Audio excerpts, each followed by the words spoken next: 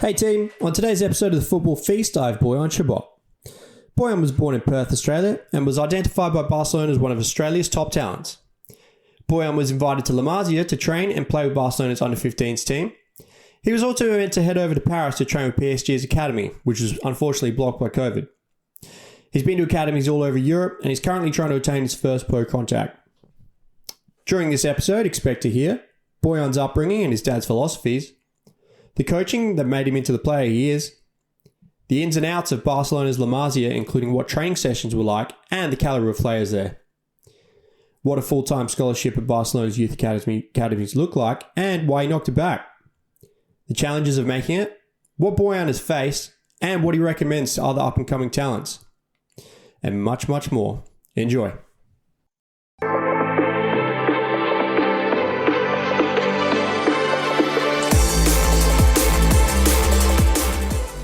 All right, guys, this is episode 6 of the Football Feast. I've got Bojan Šobot here. Bojan, thanks for stopping by. Yeah, all good. I'm excited for this podcast. Nice one. And where are you right now? I am currently in Serbia. There is a city called Valjevo. It's in Western Serbia. And I'm here at the moment living my best life, juggling uni and football, just living my best life. Yeah. Nice one. Busy by the sounds of it. So, yeah, I think everyone's going to want to hear your journey. So let's get started from the beginning. So where were you born?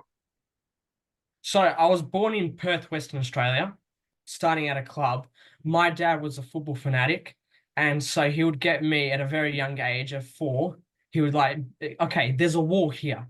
Just pass the ball on the wall, do some technical stuff. And I think that's where my talent stemmed from, is from that early age, learning the technical skills, and it would help me later on in life. But when it started from there, like kicking on the wall, and then it stemmed to Subiaco, then that's when my journey began. So Subiaco, it was a good club for me. I spent there until when I was 12 years old. Then I moved to Balcata Football Club. And I moved to Balcata because I heard there were rumors that there were these coaches from England that were going to come to Balcata. And I was like, okay, this is amazing. They're professional coaches, are going to move there. And so I moved to Balcata, and it was an amazing experience as well. They were real professional coaches. They taught me how to communicate, because that was one of the things that I struggled as a kid. I'm usually the person that's I'm just going to show my football ability and that's it. But they taught me that in England, you're supposed to communicate. So when you receive the ball, you're going to scan the pitch. You're going to say there's a player behind you, or pass it back. Those communication, that really helped me when I was younger. So a lot of on-field and football communication. Yeah. No. It's very vital. Obviously, a lot of those English phrases I can't use over here in Serbia, but it's basically the same thing, But anyway, yeah. So what was your dad like? So was he, how some people have the father figure who's really, really hard, I'm making my son a superstar, yeah. Or was he sort of nurturing? No, you hit the nail on the head with the first comment. No, very, very tough. He's like how do you call it? He's like a general, like an army general. He's you got to do everything disciplined. You got to do it like this, He doesn't shy away from disciplining me. And that's one of the main factors that made me into the person that I am. Because he didn't shy away from disciplining me really hard. He, in the end, said, I love you as a son and all that, but as a coach, I got to be as harsh as possible. So he rarely complimented me in terms of football. And you would think, oh, well, that's a bad thing, right? But no, it was really good for me because it toughened me as a person.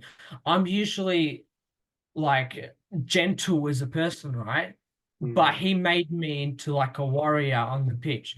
And I got to really thank him for that, Dude, do you know, that's an interesting point you actually make, because from our chat so far, that's sort of what I've gathered. Or my feeling of you is you're more of a gentle kind of persona.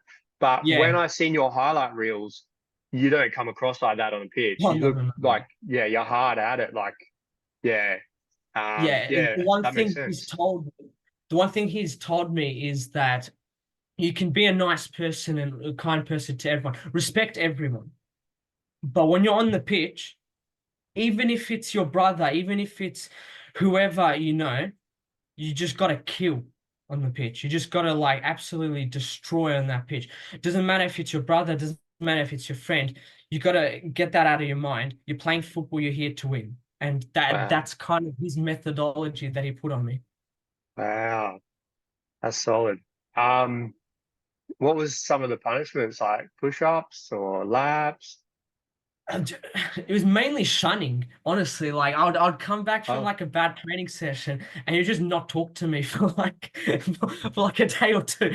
And I'm there sitting with my own thoughts like, man, I wanna like not be on this like shunning routine. Like I wanna like improve as a person, you know? And so mm, it was the absence of a punishment that was a punishment. You know what I'm saying? Like it was just him not like talking. Obviously, he would like scold me and say like this shouldn't do this, you shouldn't do that, right? But it was more not talking to me that really put my mistakes in a different perspective. Because if he was the one that was talking to me often, then your brain would kind of go into an autopilot and say, okay, I'm just going to listen to him. I'm not going to really think about stuff. If he's mm, going to be like, I'm going to let you do the thinking, then it's like, well, hang on. I've done something wrong here. Maybe I can mm. improve so he doesn't shun me for like the next 2 days.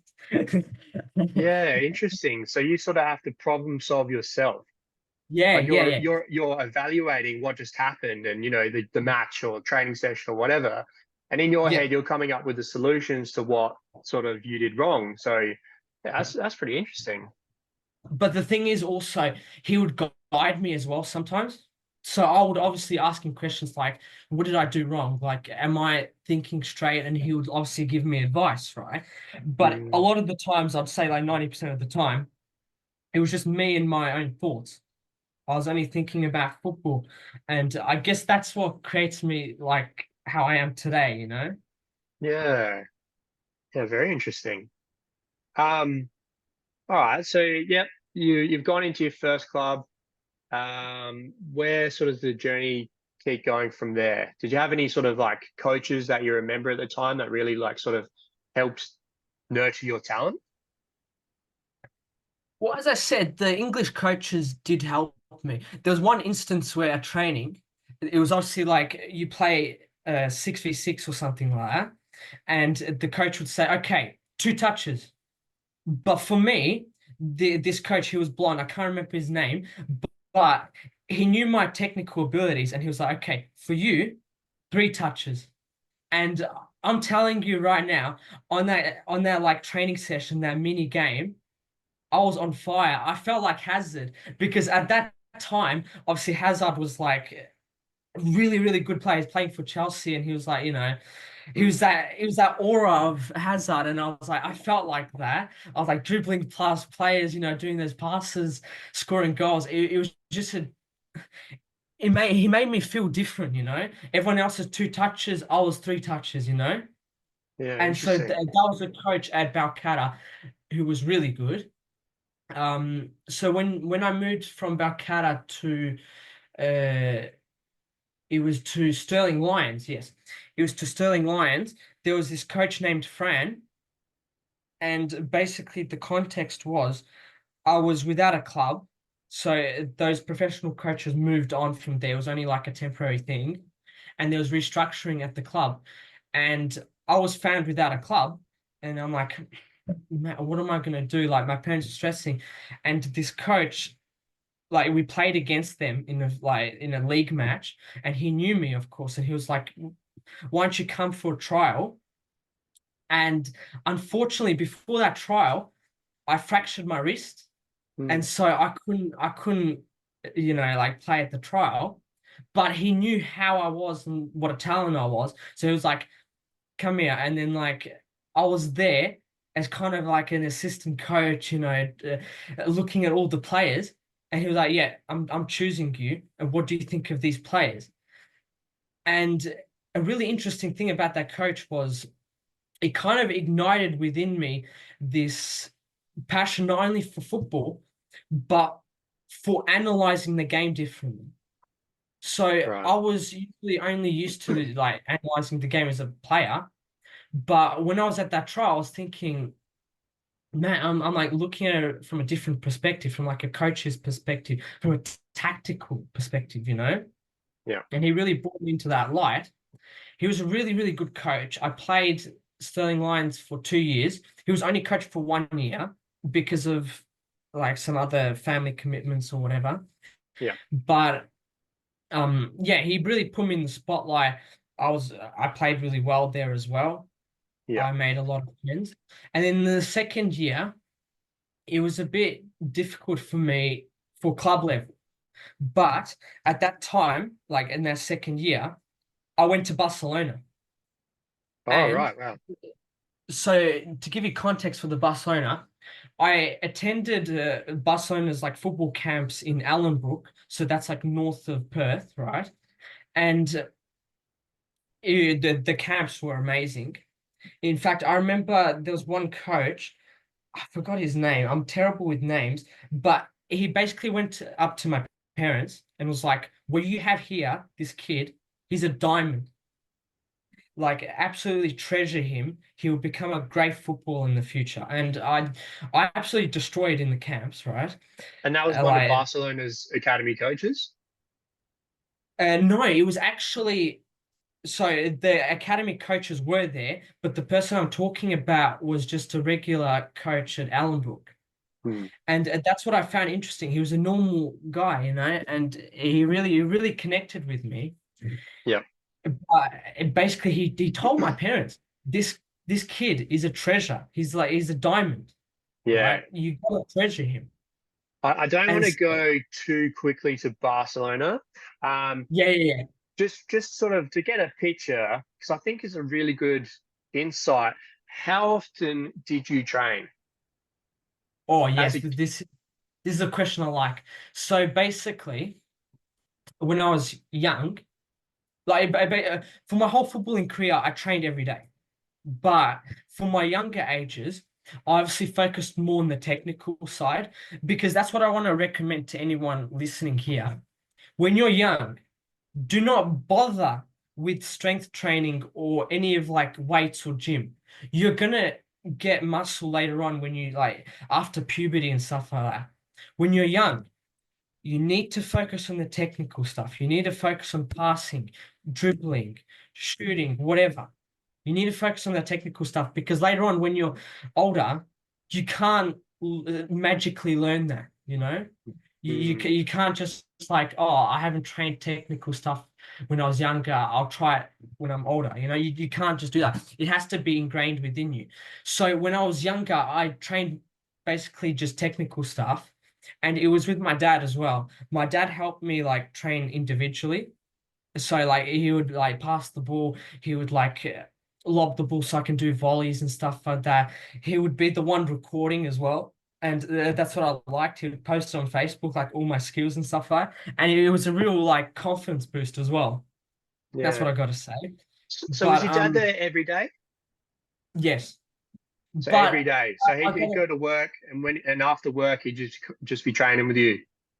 so when I was younger, yes, he was there every day. But when I went older, he was almost there every day because he was a mechanical fitter and he would sometimes like depending on like his job and stuff like that, he would go to Bunbury or he would go to Karratha or down to no, down to Bunbury to Karratha or to Darwin, Hmm. right? And sometimes he would be away for a week or sometimes a month. Like later on, it would be for a month. Yeah. As I got more independent, it didn't really matter that much because I could train myself, right? But when I was younger, he was there every day and he was like really nitpicking on stuff like you got to do this, you got to do that.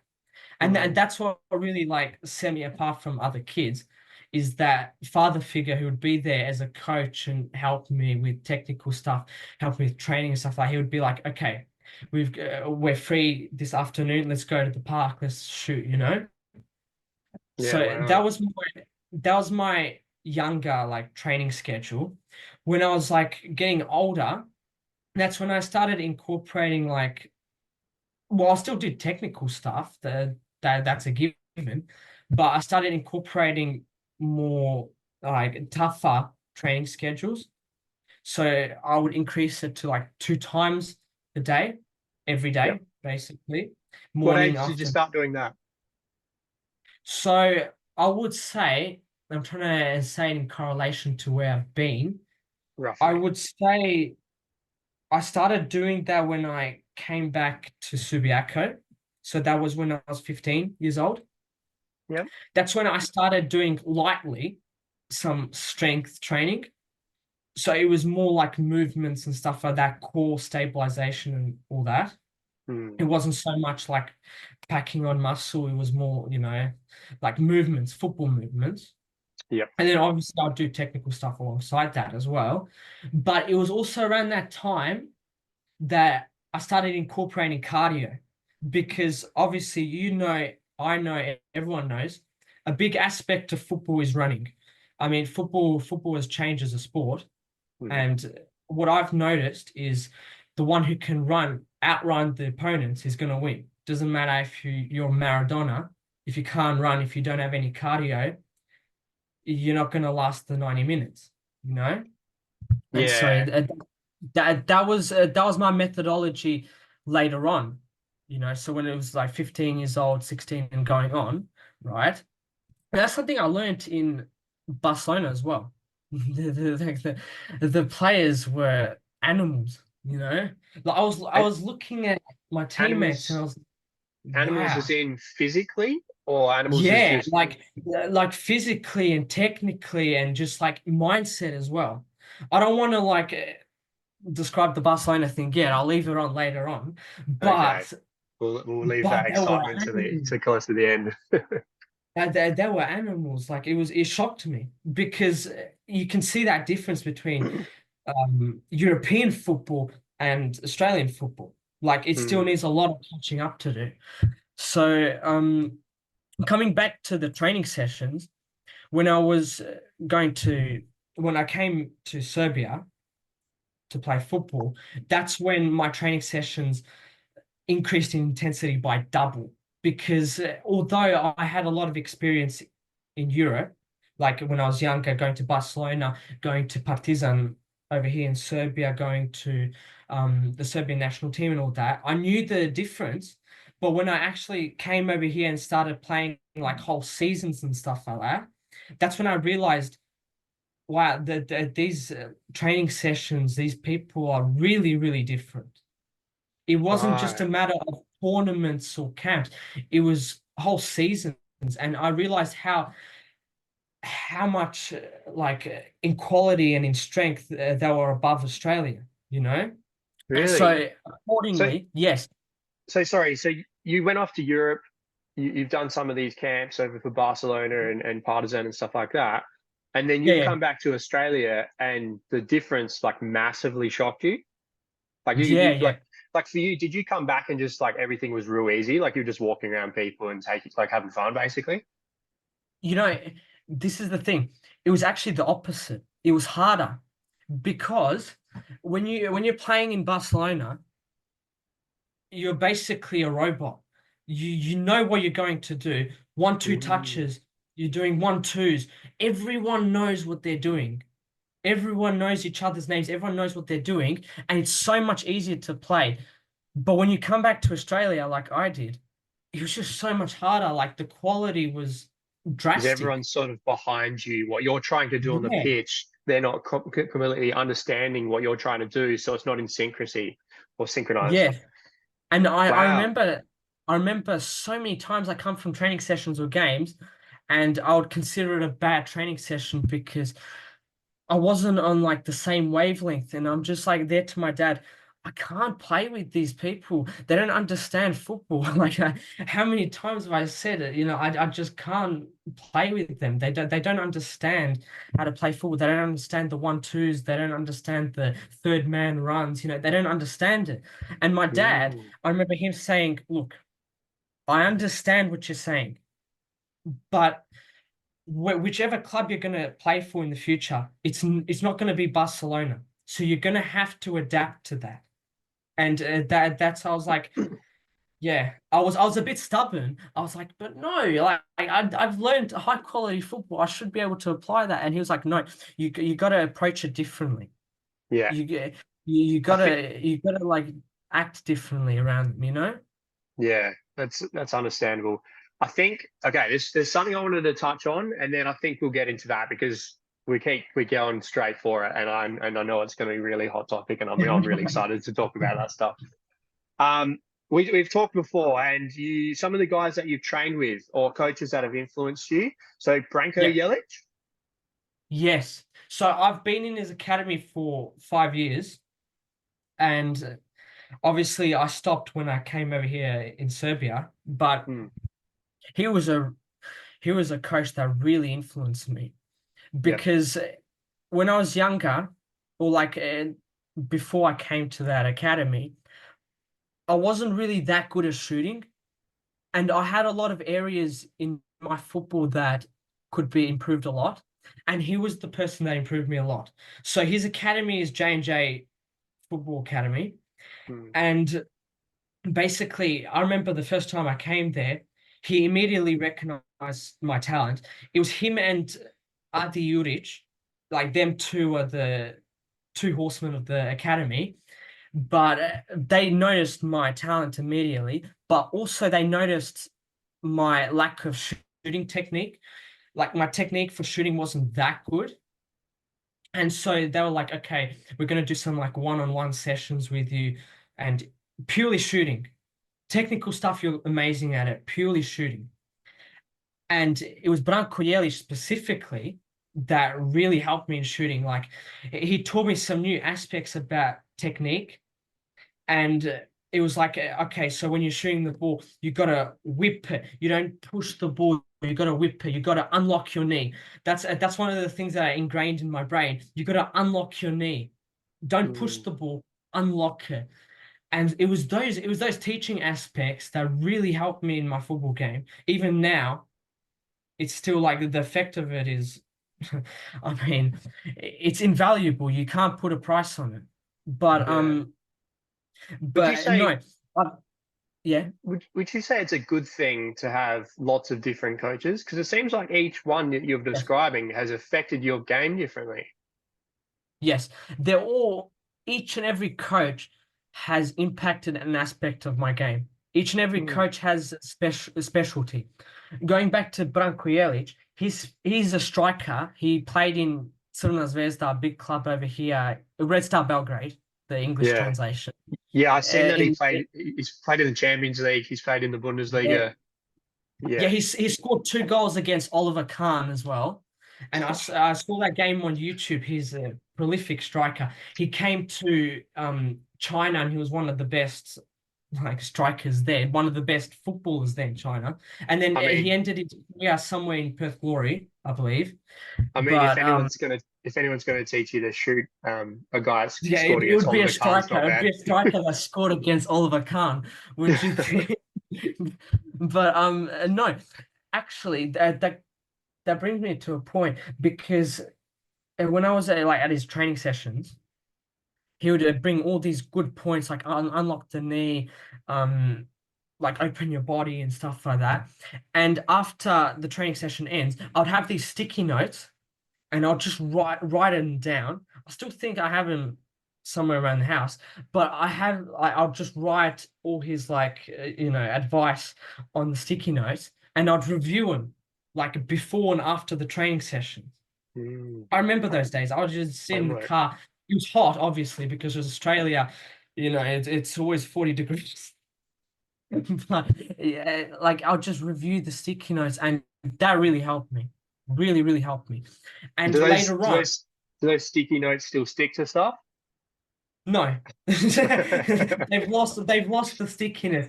They Yeah, stick to man. each other. So like what I did was I put like one sticky note, then I attached them like, and it would just be a cluster of sticky notes. But no, like they can't stick at all.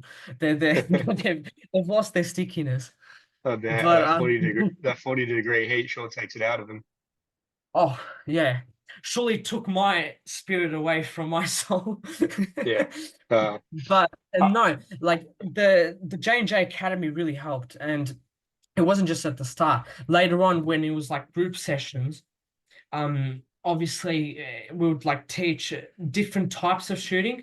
So crosses come in, you'd have to like volley it, or it would come on the ground. And I'll give you an example. So one of the things I really struggled with was a situation in football. So when a winger or something comes from the wing and passes you the ball on the ground, you would mm, have to know how to shoot it in the goal and for it not to go over the goal. So mhm. you have to like judge how the ball bounces or how the ball rolls to you. So Yep. one of the things he taught me was timing. Timing is how did I not mention this earlier?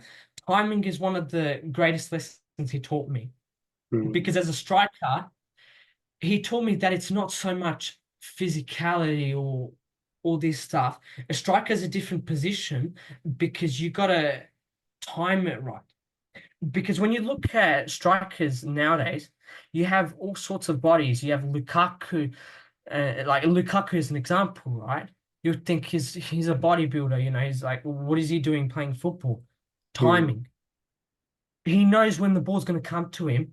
He changes pace. That's another thing, another advice that he gave me, change pace.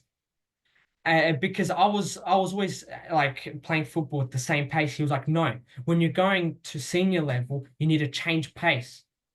And so combining changing pace with timing gave me the ability um to shoot the ball better. Because when mm, he's crossing it, you're waiting, change pace, and then you do like you obviously timing it right. And when the ball comes, body over ball, you have like a certain distance you have to judge. And when the ball comes, body over ball, you hit it with your insole, and then it goes into the bottom corner or in the top corner. It doesn't go over the goal. That's one of yep. the biggest challenges I faced, and he basically taught me to conquer it. So yeah, it Yep. was really, really good. It was a really good man as well. Branko Jelic really taught me a lot of stuff, and I don't want to like forget about Adi Juric as well, his companion there. He also taught me some very valuable stuff in terms of volleys as well, and in terms of breathing. So as I mentioned, everyone has their own like aspect that taught me. Adi Juric was volleys and breathing techniques. So for example, when you do ladders, right, you have to you have to breathe when you're doing ladders. So each step you go. When I was doing it, I was just Holding your breath. doing that. Yeah, we're not holding breath, but breathing incorrectly. And Mm, so he was like, you got to do it like that. He taught me that, and that's very valuable, not only for ladders, but for football as well. When you're changing pace, when you're combining some other person's advice, Branko Jelic's advice for changing pace, with Adi Juric's advice on breathing, then you're putting together a whole methodology of football. You yep. know what I'm saying? I've seen I'm glad you talked about breathing. There's actually an interesting thing I seen the other day where they were talking about penalty takers and free kick takers, right? So now Yeah, you see like Harry Kane or Cristiano Ronaldo, people that are about to yeah. take their penalties or free kicks. Basically, a study was done, and it was done on snipers. So how these guys with their sniper rifles, and these guys are like kilometers away from their targets and stuff like that, right? So when you're that far away, there's a lot of things that can disrupt the shot. But to try Mm, and minimize the issue or the movement of your gun or something like that, basically distraction. they try and get their shot off at the end of their breath. So Mm, if you breathe in, breathe out. Once you fully let all that air out, they then take the shot. Because if you're trying mm, to take it while you're trying to breathe in or kind of movement, this actually raises and stuff like that. So apparently they're using the similar techniques when Harry Kane and that's taking penalties, which you'll see like guys take a deep breath, they'll breathe out, finish their breath off. So they'll be the end of their breath, all air is out of their rib cage, then they'll shoot. Mm. That was apparently taken No, from snipers. that's a really, really interesting point actually, because we always mock like Ronaldo or whatever doing the breathing, but you never really think about the practical aspect of it. There's Like a he's meaning doing behind it, it. he calms his body down, and then That at was the his end of heart his rate. breath, he shoots and he gets more power out of his shot. Yeah. More focus. Yeah. He lowers his heart rate and he's at the end of his breath as well. So yeah, there's I'm sure there's a lot of science that's behind a lot of the things they do.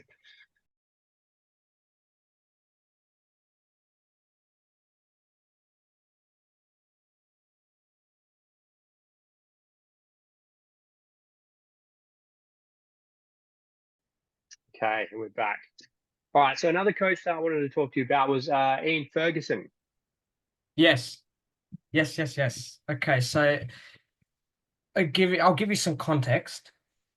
So after I was at Sterling Lions, I basically moved to Melville Murdoch, and after 1 year I moved to Subiaco, and then I was there for 2 years, and then I moved back to Sterling Lions. It was called Sterling Lions, but now it's Sterling Macedonia.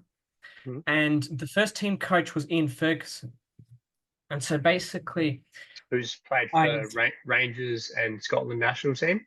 Yeah, I think he was a better footballer than Sir Alex Ferguson, actually. I remember like looking at his Wikipedia and I'm like, wow, he was a better way better footballer than Sir Alex Ferguson. Yeah. Maybe on the managerial level they're like, but on the football level, Ian Ferguson's up there. But no, he was first team coach for Sterling Macedonia. He was a really good coach because towards like the last, I would say, 2 months of the season, he called me and another kid as well over to train with the first team because he saw I was performing well and stuff like that. And a lot of the first team players were like, get him to train with us, And so the coach was like, okay, you can train with us. And for a solid, the first month was on and off. But for like the last month, I was training with them non-stop, and it was amazing. Um, it was a great practice for when I was going to come over here, that's for sure. But Ian Ferguson, funny bloke, very funny bloke, but like, he understood what I needed, and he was like, "Yeah, train with us." And he didn't like comfort me or whatever, coddle me. No, he was like, "You're training with them, you're like everyone else," and I really respect that. He was, really, really good coach. And I had a very, very good time training with them. Yep. Beautiful. Very good. So yeah, looking at sort of your CV and things you've been through. So let's start talking about the academies. All the academies you've gone through. Where do we start? Where was the first one? Oh no, you pick one. All right. Let's start with the Serbian national team. What was that like? How'd that come about? Yeah. So basically, we were in contact with some people at the Serbian national team, and they're like, "Okay, we're arranging like a camp of some sort," and he was like, "Okay, let him come." And so they registered me in their database, and I went there for 2 weeks. It was good. It was a good learning experience. I do have to say there were a bit of road bumps here and there because what I will say was that some of the boys there weren't as like kind and caring as say in Australia or whatever, because they were looking at themselves. They were like, here's competition, He came from Australia. What does he know? Like he's coming over here in Serbia. He thinks he's, he's someone. But I didn't really let that get to my head so much. I kind of showed it in football, and in one like we played one or two. No, it was I'd say 3 friendlies, because in the camp we would play against some like Serbian teams of same age, right? What And age I was would that? say, well, I think he was like around 13 Yep. years old, something like that. But Yep. yeah, So roughly in one 13. of the games, I scored 2 goals, like the best player there, and some of the boys were starting to get jealous. And so I was like noticing it, and they were starting to like ostracize me and stuff like that. But again, all of that is learning, right? Even though it Mm. was a tough experience for me, even though like I was crying in the bit like in my room or whatever because of such bullying or whatever, it's all learning experience. It all toughens you up. And honestly, I'm thankful for it. Even though it wasn't the best experience, I'm thankful for it, you know? Mm. It's definitely a learning step. And the one thing I can't forgive was at the end of the Serbian national team, like they had like a presentation and they were going through all these players and stuff like that, and they were giving them awards. And basically, who's the best player in this like age group, because it wasn't just our age group, it was older and there was like younger and stuff like that. It was the whole like age group, right? Mm. But they were like, okay, so we're gonna award this player with the best player in this age group, right? And it came to our one, and I was like, okay, I performed really well in all 3 games. I performed exceptionally at trainings. It's gonna be me.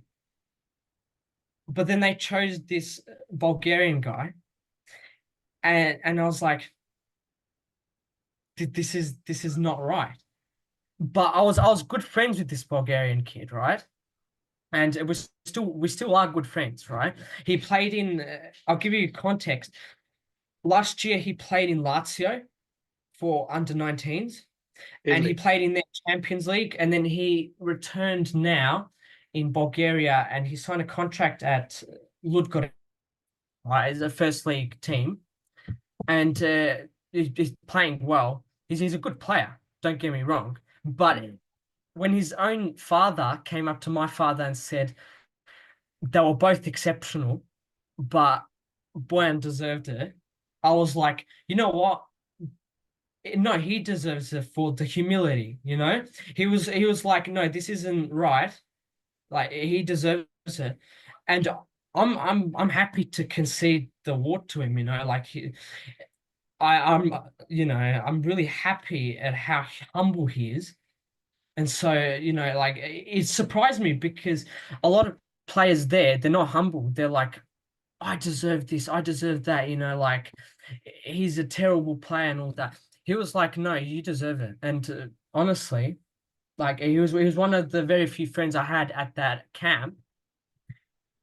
Hats off to him, you know. Is that rare? Is that rare to find kids at these camps that you go into with humility, or is it a lot more arrogance and It people was rare thinking at they? that camp. It was rare at that camp, and it's rare in Serbia.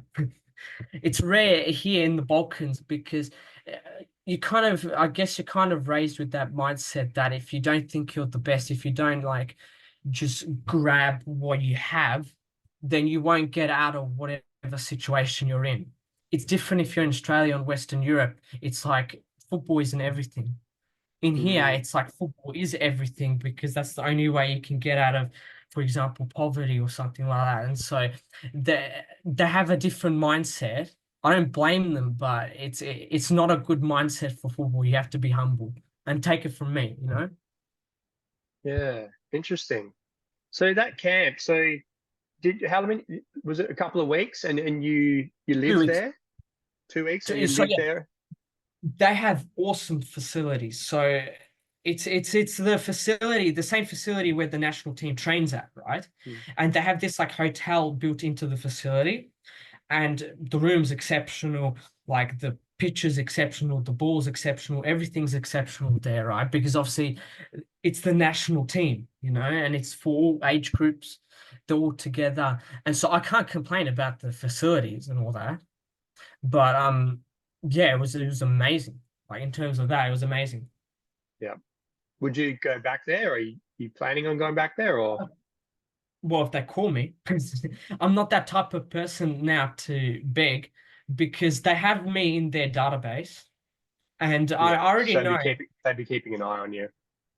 yeah, they'll be keeping an eye on me, and I'm not like, look, I'm not desperate for that. If they want me, they want me, you know. Like I've got a different mindset now. If it was me before, I'd be like, yes, of course, I'll do anything to go there. Now it's like, well, I look at the situation with football here in Serbia. I see a lot of corruption. I see a lot of players, like our Serbian players. Some of our best Serbian players, they're going to Austria, Switzerland. They're going outside of Serbia because they know how bad the corruption over here is.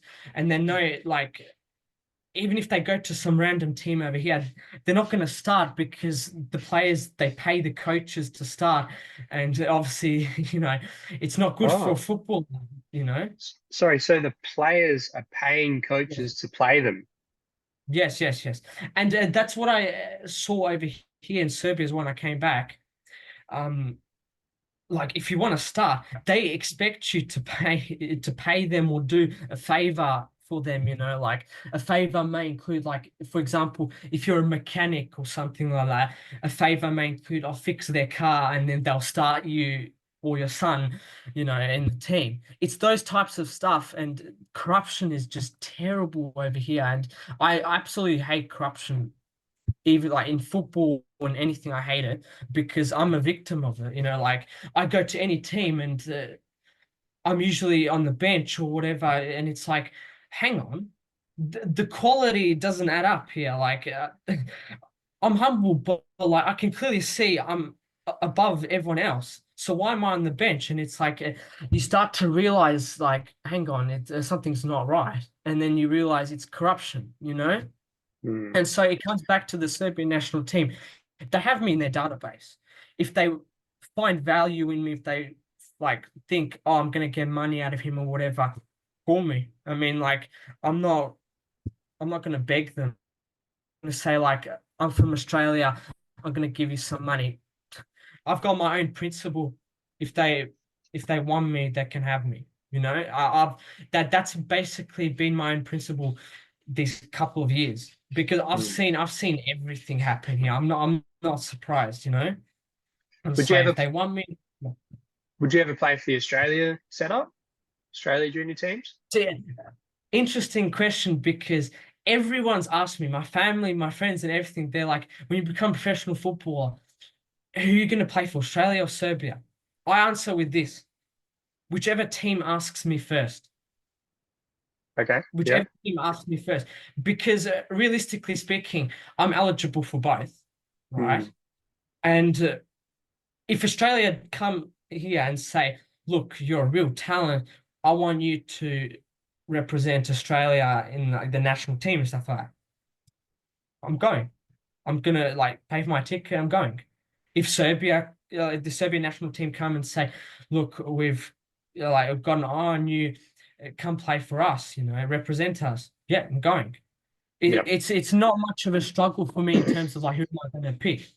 If if they've come at the same time, then that's a dilemma. I think like no offense to Australia, but I'm over here in Serbia and I'm ethnically Serbian, so I'm kind of leaning to Serbia, but at the same time I'm looking at all the corruption, and then I'm in the middle. You know, like Hmm. whatever happens, happens. Whoever calls me first, you know.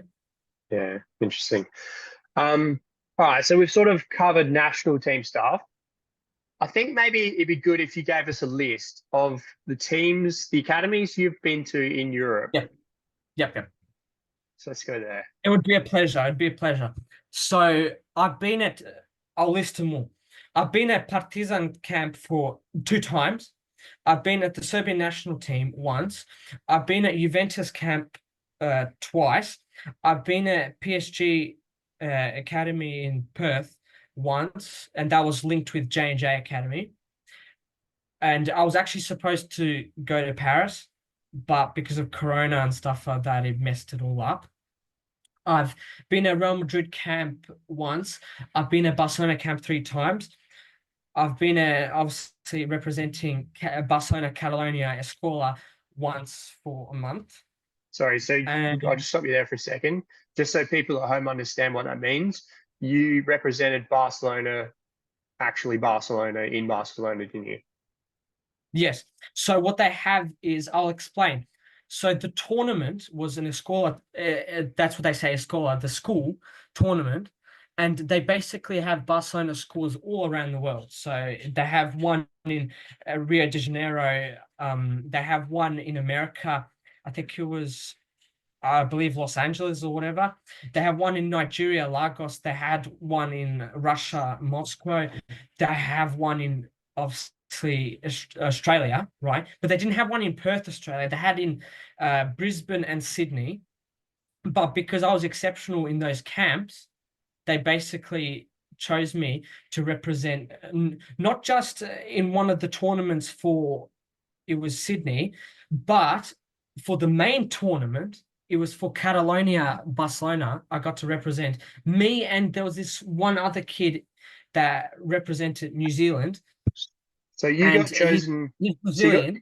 So you got chosen as the top player from Australia, right? Yes. Out of all these camps all across Australia that Barcelona had, all these kids come out to, and I'm sure there was a whole lot of kids that came out to those. You got chosen as the top talent. Barcelona took you over to Spain, Catalonia specifically. And then from there, you didn't just turn up at the tournament and play for a team. They then wanted you to play for their team. Yes. And it was actually quite surprising. Should I go in depth with the Barcelona? Let's go there. I'm really excited for this fight. Please tell me what La Masia is like, and what was it like? What's day one? So you arrive, you get picked from this camp, and they send you over. Yeah. So basically, how old were you? How old were you first? Roughly. I was 14 years old, 14, 15, something like that. Yeah, 14, 15. And basically, I'll start from even before I come to Barcelona, when I get that email from them. So I remember I came back from state team trials, and funnily enough, it was the last round of the state team trials, and it was like the email came, unfortunately, you're not selected for the state team trials, and I was pretty bummed out. And then like I prayed to God, and I'm like, I need something to cheer me up. An email comes, and it's from Barcelona, and this they're saying like, can you represent like Catalonia, Barcelona in this tournament and stuff like that? It would be for a month, and like we'll sort out all the accommodation and all the flights and everything. And I was ecstatic, right? I was like, not only am I going to represent Barcelona, like Catalonia, Barcelona, right, their school of football, but also it's all paid for, right? It was amazing. And so I went over there, and I remember we requested 3 days before what they wanted, because we wanted to see the city and all that. Barcelona is beautiful. It's a beautiful, beautiful city. Yeah, and so we were there amazing. 3 days before the expected arrival, and they paid for all our accommodation. Everything was amazing. But I remember when like the first training session and then the first games, like meeting those players again. I mentioned before, animals. Like they're just like animals in a good way, in a good sense. You know, like they want to win. They want to win. They're exceptional in like technicality. You know, in the technicals. You know, like they can dribble a whole team by themselves. You know, it doesn't matter. You pick that guy that's centre back. He can do that. You know, it's amazing. So day one, you rock up, you walk into La Masia, and they how does that go? Like, can you just explain that? Well, that's like, what does that feel like? Like you're walking into the school where like the most prestigious academy on the planet that produces football, like superstar footballers left, right, and center. You must have been super excited. I'll actually say the first day. I'll actually say what the first day was like. So basically, we were at Camp Nou, so the actual stadium, right? And we was like there was the introductory, and basically I was there where the buses were going, like all the buses in the parking was, and I remember seeing all the schools there. So as I mentioned, like from Nigeria, Lagos, from America, Los Angeles, and like from Brazil and all that, right? They were all lined up in their files, and I was expected to meet the Catalonian side, right? And I go there and I meet all of them exceptional people. some of them can speak English, some of them can't. The coach can speak English, but I'll talk about the coach later. But basically, we were there in a group, and they took us into the stadium, and we were all like, we're sitting on the seats and stuff like that. And it was actually it was so surreal because we got to see the actual like Camp Nou, and I remember thinking, wow, this is bigger than I expected. Like, this is bigger than I expected. And I got to like come out of the walkway, like the entrance, like the tunnel, right? I got to go through the tunnel and onto the pitch, and my dad was filming it, right? Like filming it, and I was like, I was a kid, like it was funny. I was a comedian. I was walking out of the tunnel and I was like acting like I was a player. Yeah, all the fans there. I have the video somewhere, and then I sit on the seat and I'm like, acting like I'm some Pep Guardiola.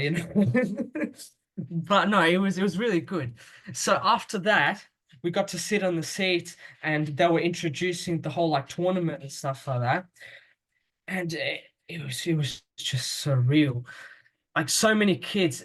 I remember we sat next to the Barcelona school in Istanbul.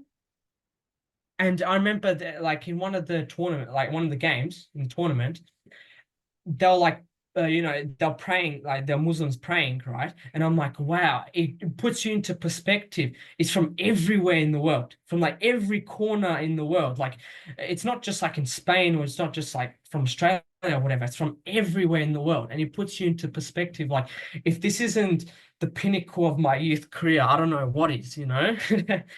Yeah, I can only imagine. But Like you're sitting there, like the talent that was around you were like the best in the best of the world, basically. Like it'd yeah, be pretty close to being the best talents on the planet, and you're I sitting felt next to like them an about to play a imposter. tournament. I had like this imposter syndrome with me because I was like, Mm. man, I'm looking at all these players. I'm like, am I supposed to be here? I know I deserved it, but like, am I supposed to be here? Like, it feels right and wrong at the same time. It's that imposter syndrome. Yeah, I wonder if like any of those players that you were surrounded by then have sort of come through and are playing first team at the moment, or from any of the big teams. But That's interesting because I was trying to like, I have a list, a screenshot actually, because our games were like basically broadcasted on their like Barcelona like TV channel, right? And yeah, I remember someone sent me a screenshot of like one of the games, and obviously it shows the roster, right? And I was looking at all the names. Obviously, my name was on there, but I was like looking at all the names, and some of the players I couldn't find.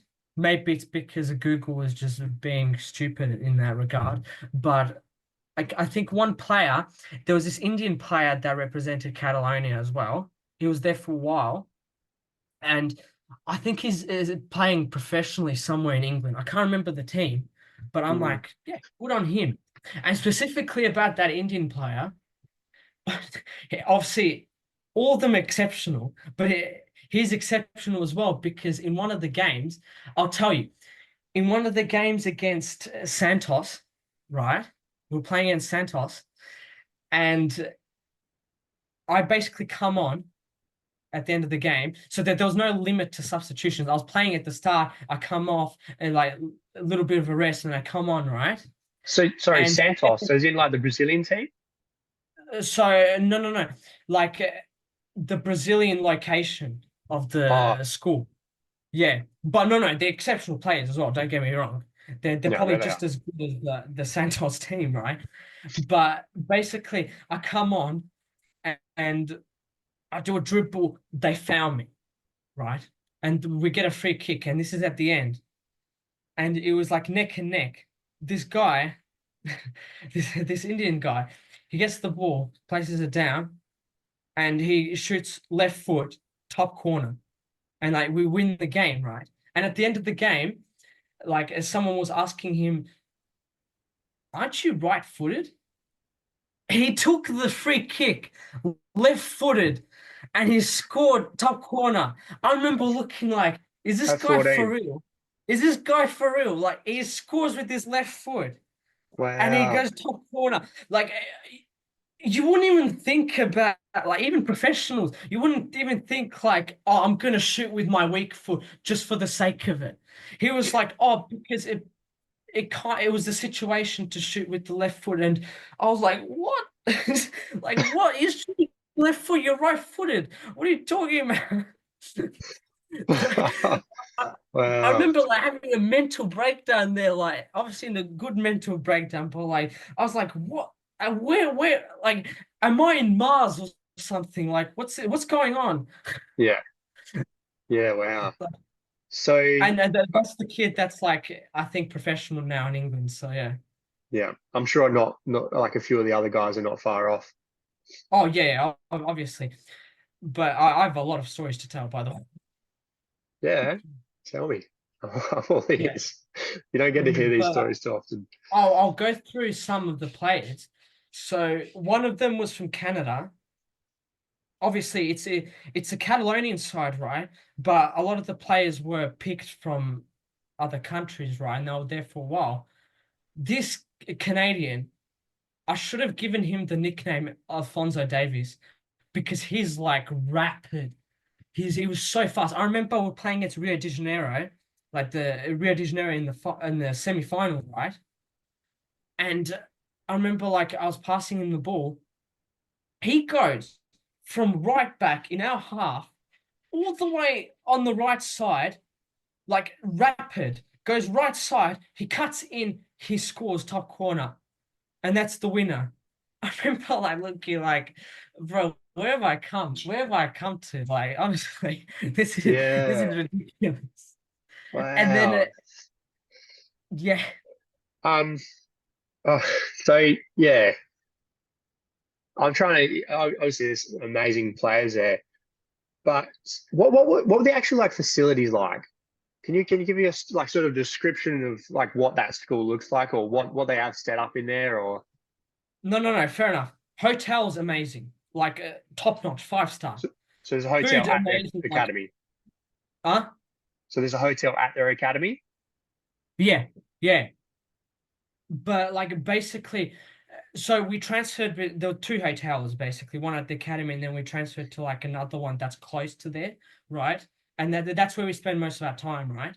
But basically, the food amazing, right? Like a whole buffet, like you can choose whatever you want, right? The facilities. I remember going through like the middle of like the walkways and stuff like that. Artificial terrain, like artificial turf there, artificial turf there, artificial turf there. Like there's 50 like pitches all around you, and you're thinking like, where have I come to? Like this is amazing. And I remember like walking. It was I forgot what the building was, right? But it was a pretty important building. But I remember looking at the Barcelona women's team, like the first team training there on like one side, and then like turning my head, and the under 16s were training there, and then turning my head, the under 19s were training there. And everywhere I look, it's just quality, like quality teams, quality players training. Mm. And it was just this enormous facility. You can look it up. It's just an enormous facility. I'm probably assuming you're familiar with it, like you probably looked at like Google Maps or something, enormous Yep. facility. Yeah. And like we couldn't play on like normal grass. It was all artificial turf, right? That's interesting. That's I yeah. I Except for the final, which was real grass, right? And the final was held in the second stadium. So like the second stadium, I forgot what it was called, but yeah, the second stadium, and it was broadcast to like everyone in Spain, right? And I remember like looking at the stands, there were like 3,000, maybe more people in the stands, and I'm like, this is a professional game, like yeah. change. But there would have been, I bet there would have been a lot of talent scouts there as well, keeping an eye on what's coming up. Yeah. Did you guys win that? No, we came second. Do you know why? Oh, It was. I'll tell you about the final. So I'll tell you from the tunnel. We were in the tunnel, and obviously the atmosphere was electric. our team it was nothing like in Australia or nothing like here. Everyone was pumped. Like they were speaking Spanish, like they were speaking, I think it was Spanish or Catalonian. Mistake me if I'm wrong, but like they were like, vamos, vamos, vamos. Like everyone was like gearing up for the final. And we were playing against Tenerife, right? And we come out of the tunnel, the whole like Barcelona anthem like plays oh Barca, dun, dun, dun, and everyone's like playing is I have that in video, but man, it was amazing. And then we like start the play, and it was quality like nothing else before. I was playing midfield, and I actually got a few shots on target, but I was playing very well, right? And then I come off towards the end, and this player comes on and he scores a goal. Fantastic. 1-0. And then they equalize, and then it goes to penalties. Oh. And on the penalties, the tension, you could feel it. We were on the bench, me and this Brazilian kid who represented New Zealand as well. We were both talents respectively in each country. And we were there like, oh, this is nerve-wracking. It was 5-4, and then it came to our player, and he hits a thundering shot. He hits the post, and then Oh like, no! we lose the tournament, and we're Was like, it the was it the Indian guy trying to shoot with his knee or no, no, something? no, no, no. It was a Catalonian kid, so it was local. Yeah. But he was devastated. Everyone was devastated. But the one thing that was interesting was that we got a trophy for second place either way. It was this massive trophy. It was like we won the Champions League, even though we got second place, all right? But basically after the match ended, we were in the like changing room, the locker room. Everyone's devastated, right? I was devastated as well because I was like, I was so close to winning this, you know? But then afterwards, like probably 15 minutes later, when everyone's like got their stuff sorted, you know, like everyone's showered and all that and went out of the changing room, we went to some restaurant there. Everyone's normal. Like like nothing happened. And I'm like, this is interesting because they're in that mindset when they're playing football, right? But when they're outside of football, they're normal people. And that was really intriguing to me because I was still devastated. I wasn't like them, you know. I was like, man, it was so close. I wish one of my shots went in, or you know, I was thinking that, and everyone else is like, hey, it's cool, like it's normal. Oh, they moved on pretty quickly. Yeah, it was really interesting, but I it shows you like the you know the level of commitment, the level of willpower when they're playing football, they want to win. Yeah, When yeah, they're outside of football, it's just normal life, you know? yeah. Um, did you find that over there, do you feel like Yep. you were equal, or do you feel like you were behind them, or do you feel like they were like, did you get So there and go, wow, these guys are a level above me, or so I'll tell you. So when I got there, I was feeling really bad imposter syndrome. I was like, oh, this is gonna like, I'm nervous, right? Like I obviously when you're you imposter must have been like, syndrome, oh you don't God. feel like you're there, right? Like you're like, I don't deserve this, even though you deserve it, it's like I don't deserve this, right? But when you're playing, I can never forget this till this day. This centre back, he had this like afro, right? He was white, but he had this like afro, and I forgot what player he looked like. He kind of looked like David Luiz, but not really. Like he had like curly afro hair. Fellaini? He was, Fellaini? huh? Myron Yeah, Fellaini? Fellaini, kind of like Fellaini, yeah. And it was like, hey, if you make a mistake, I'm there behind you. I'll recover the ball again. Just feel relaxed. Everything will be good. When he said that, I I immediately switched into like beast mode. Like I was tearing up everything. Like I the dribbling, passing, and in fact, it wasn't so much dribbling because they valued passing more. They valued 1, 2 touches. If you if you took more than 2 touches, you'd better have a good reason to do so, you know? Oh And so wow. it wasn't like a rule, but it was kind of an unwritten rule in the sense that like you know, you're not like over here where you take the ball and you think, oh, I'm just gonna dribble the whole team and that's it. It's not like Mm. that, you know. You have to have Yeah. a reason. You gotta have. It's the Barcelona methodology, you know. You got to like 1-2 touches, tiki taka play, Yeah, and that's so literally exactly what I was about to say. It's literally how they play, isn't it? Like that, no one's holding the ball for long unless you're Messi. But everyone else, yeah, it's ball move, hit like touch move, touch move, touch move. it's like they got a power drill and like drilled it into my skull. Like you're playing tiki taka football, you know. Like they obviously weren't mean to me. They were like pretty friendly and stuff like that, and that's what I really liked about it because I clicked immediately. It was my style of football.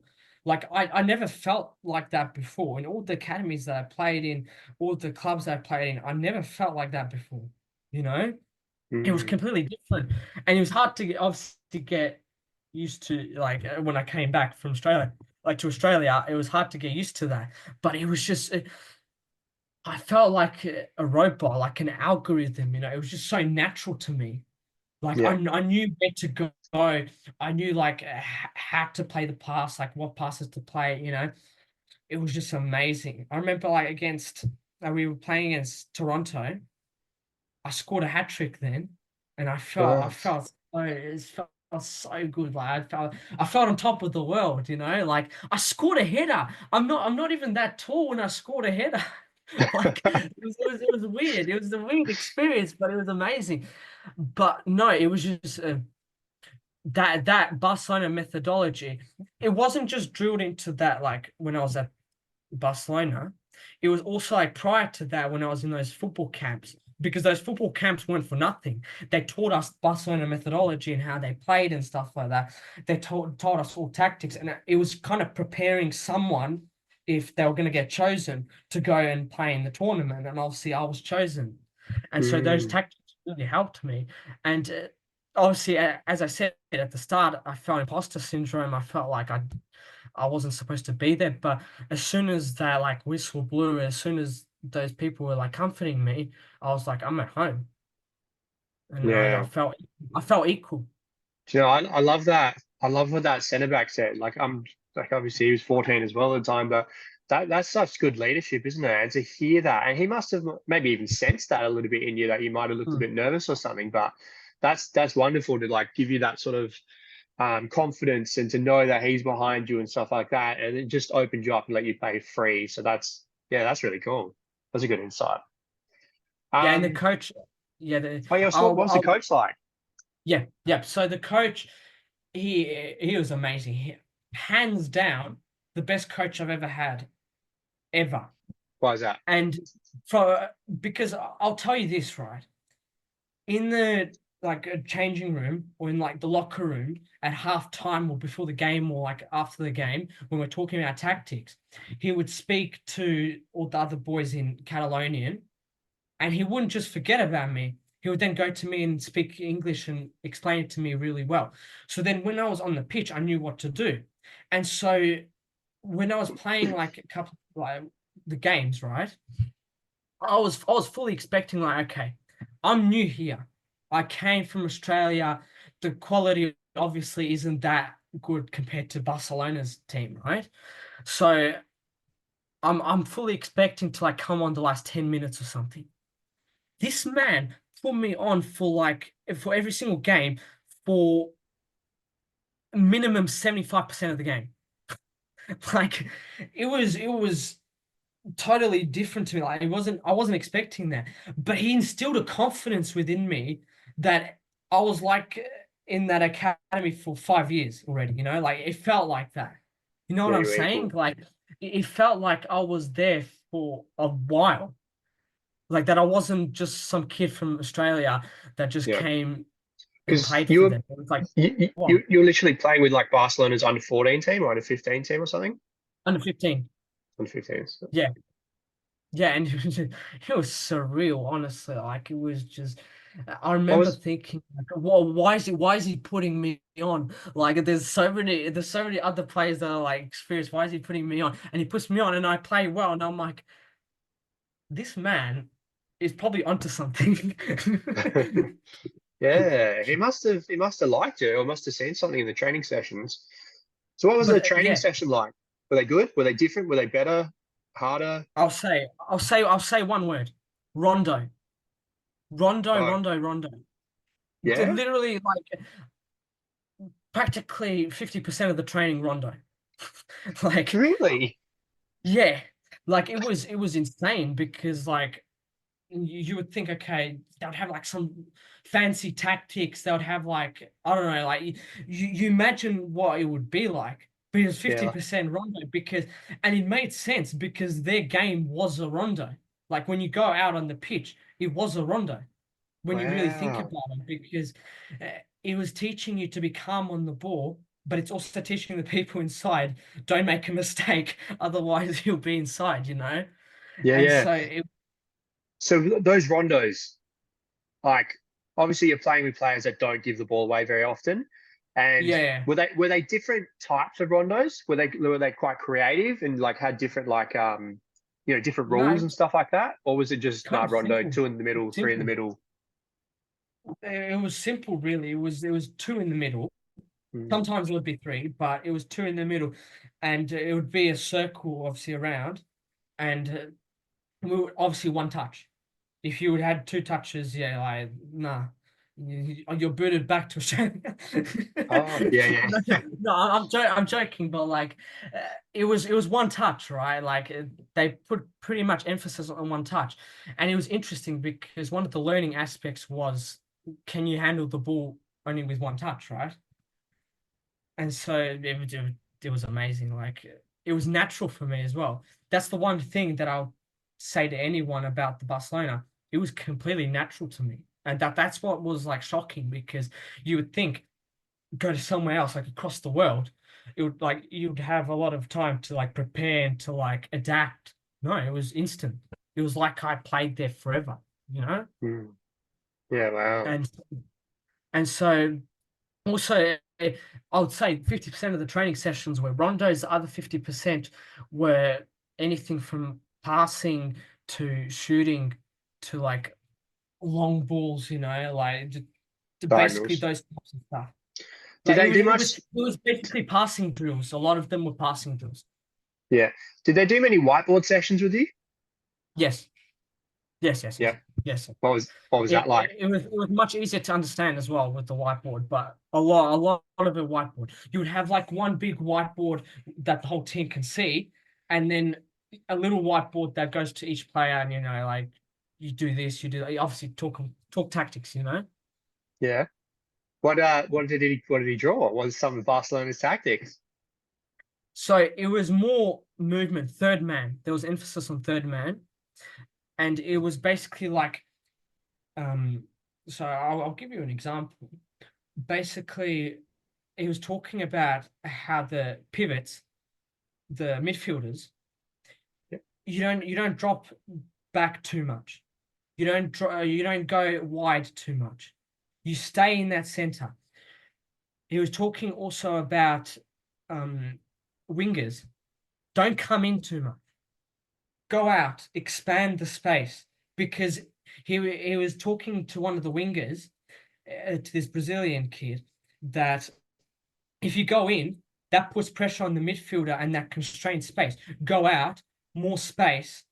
And then he was making emphasis on, if you're going to go in, he goes out and you switch position. And then this midfielder goes here and it's a third man. It's a lot of third man running and a lot of team chemistry, like you got to understand each other's minds.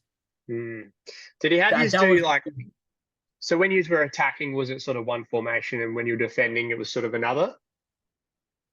yeah, Yeah. So basically. like I can't remember remove too space much. when you're defending. I'll be honest. I can't remember too much about the defensive aspect of it, but the No one attacking likes to. aspect. At Barcelona, you No, don't do much defending anyway, do you? I mean, we didn't have to defend too much, but like, no, genuinely, we didn't have to defend too much. We were really attacking. Like, we were Mm. really attacking in possession-based team. So like, it wasn't too much emphasis on defending, but Yeah, it was like 94% attacking. Yeah, wow. Um, Man, this phone call could go for a very, very long time because there's still heaps more things that you've got to tell. Um, Yeah. but so where are you at your present time now? Where are you at? What are you looking for? What are you doing? Okay, so in my present time, I'm playing here at a fourth league club here in Serbia, and basically I'm looking for a club like outside of Serbia because I'm sick of the corruption. I'm sick of all these like other problems. I know my quality. I don't want someone to tell me, oh, you're terrible at this, you're bad at that. Like, you don't have a place in my team. Like, mate, you're fourth league, and you're like, you're basically telling me I don't have quality. Like, what are you talking about? Obviously, that's not the reason, you know. And they know it's not the reason, but they gaslight me into thinking that's the reason. And so I'm sick of football over here. And that's basically the mindset of a lot of players that have gone outside of Serbia because they already know how it is. And I remember coming to Serbia and some of the players were like, why have you come here? Like we had a plan when we came here. It's more of like a springboard to something better. Our end goal isn't here. Our end goal is somewhere in like higher leagues, obviously. Like my end Hmm. goal is to play in a higher team in a higher league, right? But it was just to start over here, you know? Where would you like to But play? I wouldn't mind Germany. Germany for me, like their leagues are a well-oiled machine. They have fans, they have uh, good players, good coaches. It's a mix between Spanish and English football, in my opinion. Yep. Spain obviously is up there, but honestly, you just need connections. You know what I'm saying? Like one of the main elements in football is you need connections with people. It's not like before where it's like a scout comes to training with a like with a checkboard and like, yep, check this, check that. Yep, I scouted you, you're in my team. It's no longer like that. Any sport that involves money will eventually be corrupted. If it was basketball and they have loads of money like in football, they're gonna have the same problems as us. That's just how it is. And the most problems that I've faced is here in Serbia, obviously with corruption. You can't get into a team, and it's like it's ridiculous because I know my quality, and when I get the chance to show my quality, obviously I destroy. But that's the problem. You need a chance to get to that point, you know? Mm. And so So that's so the biggest problem. so is it hard to get those chances? Because you've been to some academies in Germany. We haven't really Yeah, touched yeah. much on that, but you've been to which ones? Oh, Augsburg and So um, basically, with the J&J Academy, we uh, we went to Germany to play against some of the like big German academies, right? We played against Leipzig, Augsburg, and Hertha Berlin, and it was specifically with Hertha Berlin that one of the coaches, he was also like I don't know if he was Serbian, Bosnian, or Croatian. It was that like similar ethnicity, right? But he was one of the coaches, and he wanted me, but unfortunately, he was a coach for a year below me, hmm, so he couldn't really have a say in what like in getting me to go to Hertha Berlin. But basically, also what didn't help was the COVID times happened after that, hmm, and it just shut down the borders, shut down every prospect. I was supposed to go to Europe, right? I was supposed to go to Paris for the PSG. I was also thinking about going to Germany to meet that guy in Hertha Berlin, all shut down because of COVID. Like hmm, COVID basically shut all that down, and it wasn't good. But for the German academies that we played against for J&J, I mean, I was neck and neck with them. Obviously, some of the players that were playing with me, they weren't on that same level. But for me, obviously, I had experience in Barcelona and all that. I was basically like with them, you know. That's the thing with me. With high quality football, I adapt immediately. With low quality football, I have such a hard time adapting. Like Mm. again, what I mentioned when I came back from Barcelona, I had such a hard time adapting to low quality football, and it was hard for me, you know. With high quality football, I go to Augsburg or Hertha Berlin. Them boys treat me like I was there with them since the beginning, you know. Yep. Like it was, they can sense quality, and that's why I'm saying I need to go to a club that's outside Serbia because it's here in Serbia all the good players went outside Serbia. The ones that are remaining, they don't understand football. They try to like lecture you on some things, and it's like, look, mate, you're not gonna lecture me on that, you know. Like, realistically speaking, who are you to lecture me, you know? So it's really hard to break into those academies like full Yes, time. yes. Very, very, very hard. It's again, it's all connections. Even though it's better in Western Europe in terms of football, they still have some problems in terms of connections. And so right now, I'll tell you right now, I'm using my sports management university like skills to my fullest advantage. So I've created my own CV, my own football CV.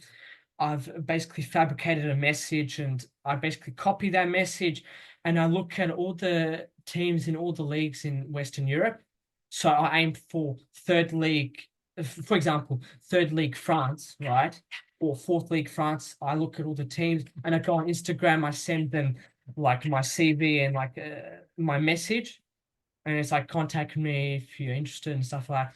And I've been just basically doing that like this whole 2 months, basically. I've gotten a few replies here and there, but it's been fruitless for now.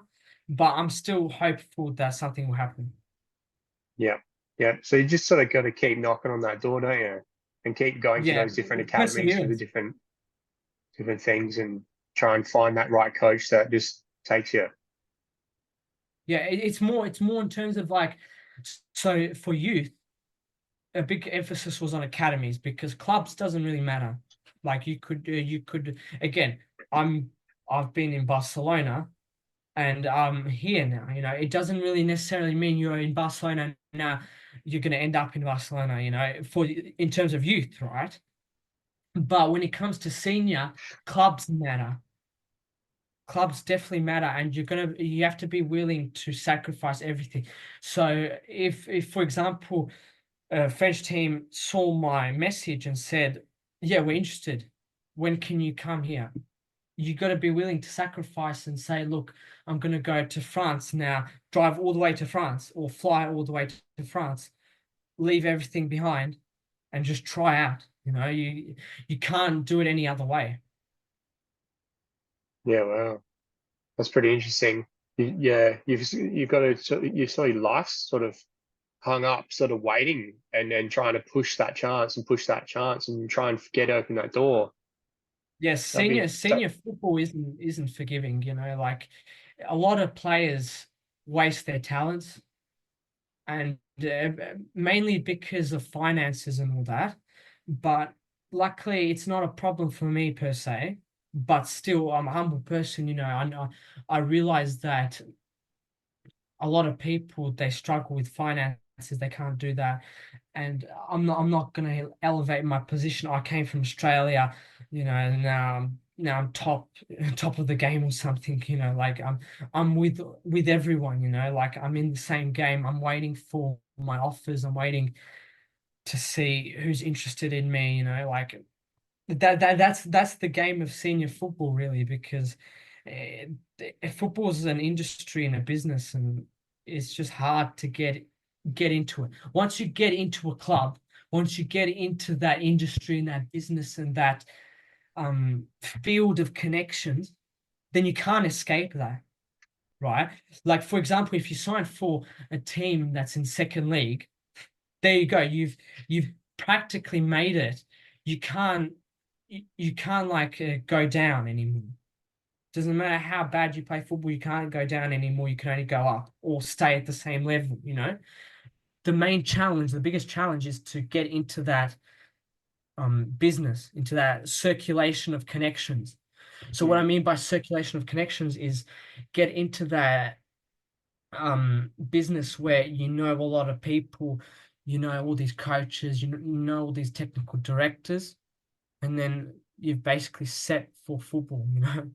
But Yeah, wow. again, that's the main thing. That's the hardest bit, getting into that. So you must have seen a lot of kids. There must be so many that have come and gone and tried and have failed. And Yeah. yeah, like how many would you say? But there must be thousands and thousands that come through every year at each academy trying and trying.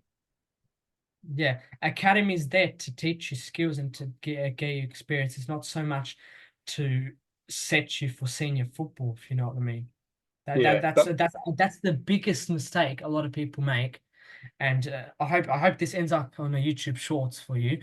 But I'll tell you, the biggest mistake is people thinking that academy football will set you up for senior football. That's not right, because academy football gives you a sense of security, a false sense of security. Academy football is supposed to teach you the basics of football. It's supposed to teach you how to play with others, and is supposed to be a nurturing environment with you and coaches and with other players. Once you get to senior football, that's a completely different game. And I take it from me, it's a completely different game.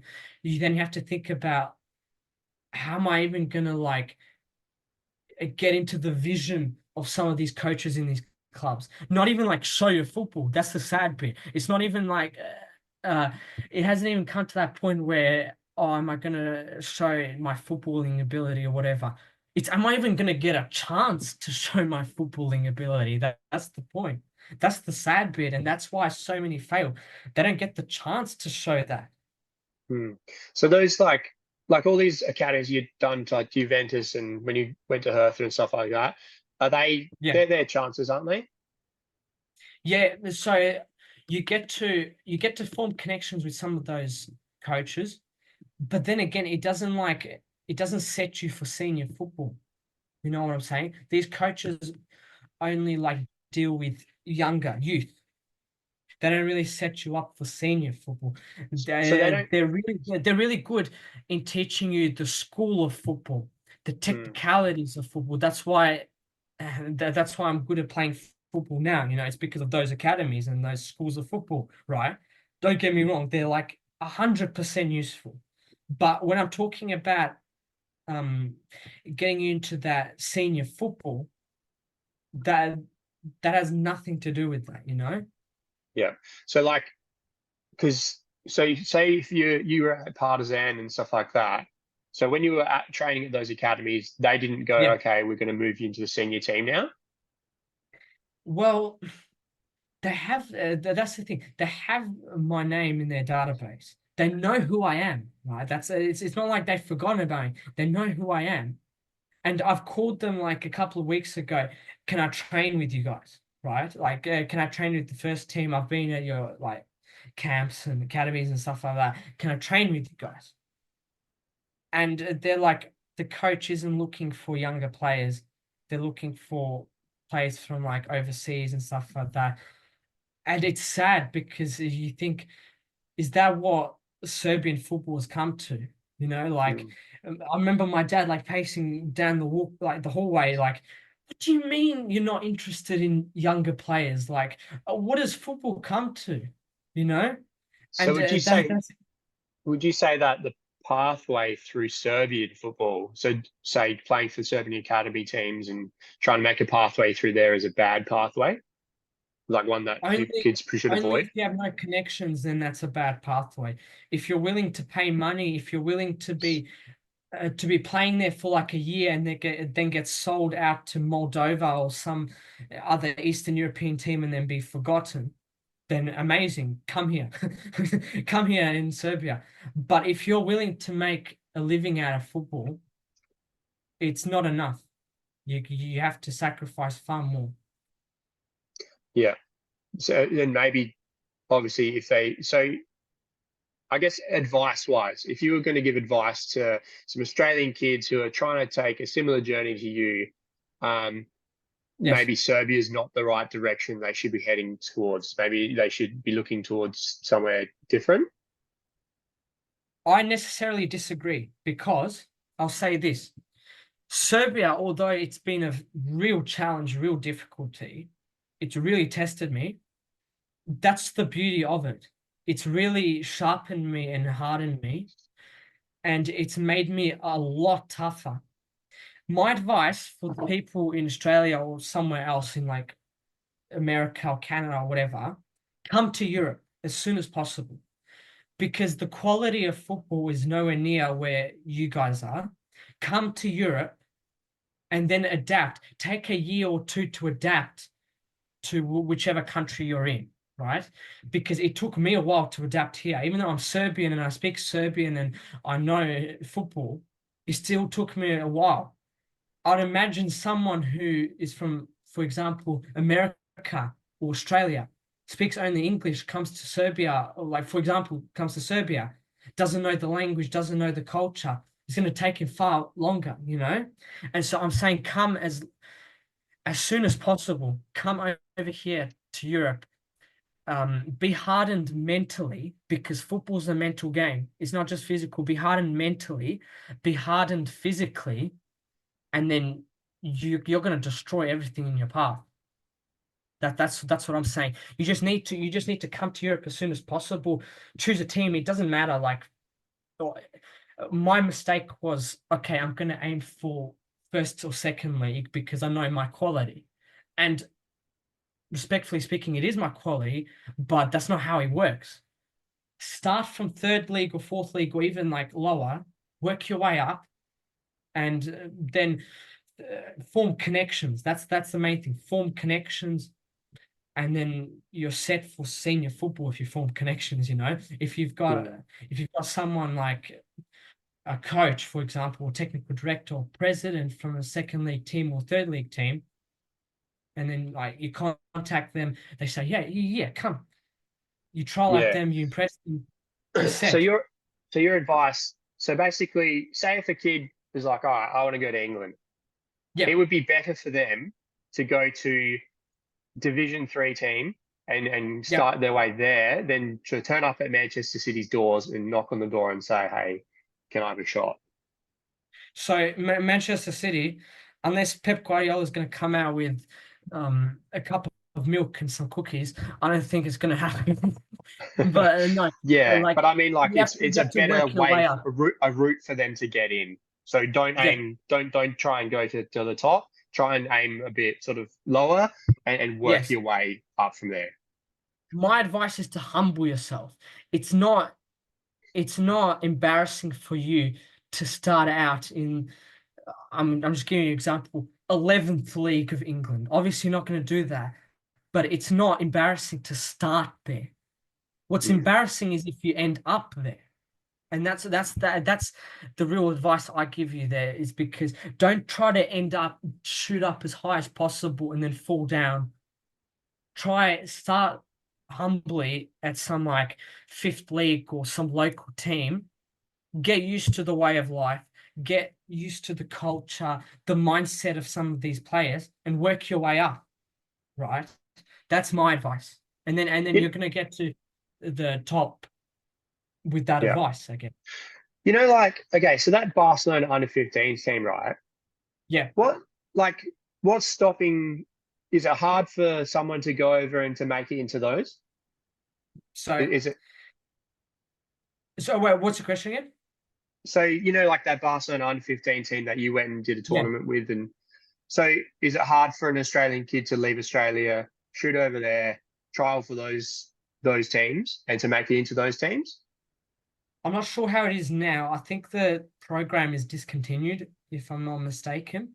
But like full time into that team, live in Barcelona. Oh yeah. So basically, what I will tell you is they gave us an opportunity for full time, but they paired it up with scholarship, and the scholarship was something ridiculous, like $70,000 a year. And my dad was going to have to pay $70,000 a year to take a full-time scholarship at Barcelona. Yeah, it was ridiculous. Like, unless you have some really wild connections there, that's basically the price for foreigners. And you know, like, obviously, I'm not continuing there. But even like, I'll tell you this: even if it was free, even if I was given a chance to continue there, my dad said no. because he explained to me, I wanted, obviously, but as a kid, I didn't understand the full implication of it. He said this: the biggest talent there was that shares the same name as me, Bojan Krkic, right? He was a talent at Barcelona. He went through their ranks and everything. He started out his professional career at Barcelona. And so he ruined his career at Barcelona because he started it from a top team. Unless you're Messi, which is a generational talent that comes every 1,000 years, right? You're not going to start at a top team and consistently perform for the rest of your career at that top team. You have to start, this is what my dad explained, you have to start at a lower team and work your way up, earn your way up, you know? Yeah. That's the only way. I guess obviously, like you said, Messi made it, and there's a few other kids that make it. Actually, it's interesting that we're talking about this because I seen a study yesterday saying they did a study in Spain, right, where they looked at, Yeah. I think it was a year or a cohort, and they were looking at 182 children, and they followed those kids for 10 years. And at the end of the 10 years, only 12 of them made it professionally, which is pretty It's nuts. sad. I mean, But yeah, that's pretty wild, isn't it? that's football, I guess. Like it's you can't hate the game, I guess, because that's just how it is. The best of the best. Or okay. I will say this: you can sometimes hate the game because the way it's structured doesn't always turn out as the best of the best become professionally. It used to be.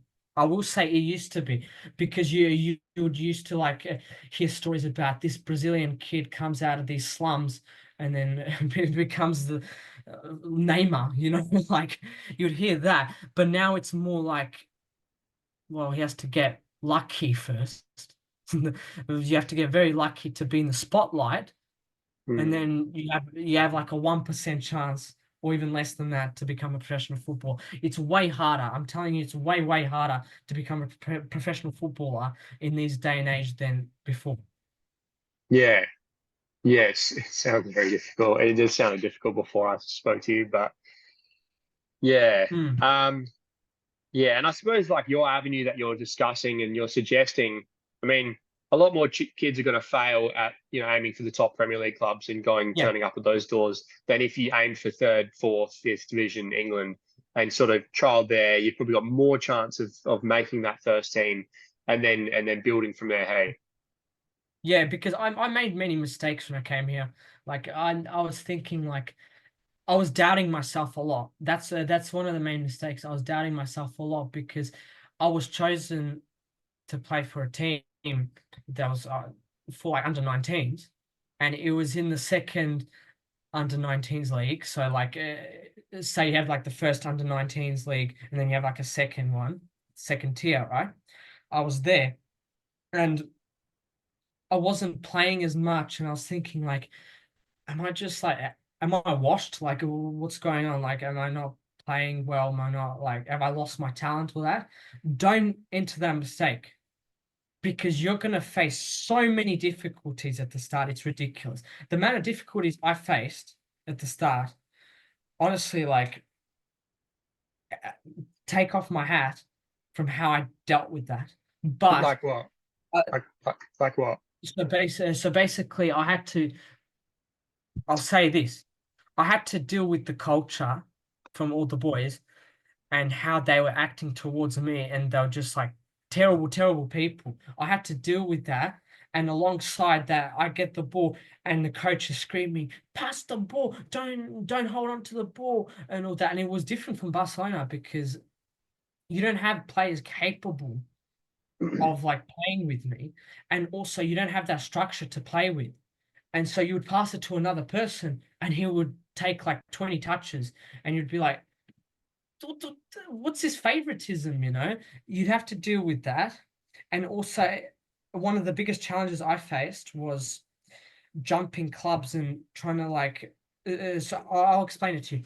So one of the clubs that I started with was in northern Serbia in Novi Sad. And basically, my home is not up there. It's in Valjevo in Western Serbia. And so I would have to travel 2 hours every week to go up there stay at someone's house, sleep over there, and then obviously play football. I had to make those sacrifices, and it was not easy. It was not How easy. many times a week were you training and playing for them? So it would be like 4 or 5 times a week, and then Yeah, obviously plus the game. And yeah. so And it was not easy you'd for drive me. And you'd get up, you'd go 2 hours and stay there, like go to training every day, or you'd stay there the whole week, or I stayed there the whole week, but it was so labor intensive. It was just like it was so mentally fatiguing. Hmm. And one of the advice I would say is that try find a club close to you. Don't try like find a club, even though it's like up there. Don't don't immediately try like find a club up there, but you have to sacrifice so much, and like it just wears down on your like mentality. Try to find a club, even if it's like third, fourth league, just there like close to you, so it's convenient at least. You're gonna like go through a lot of hardships, right?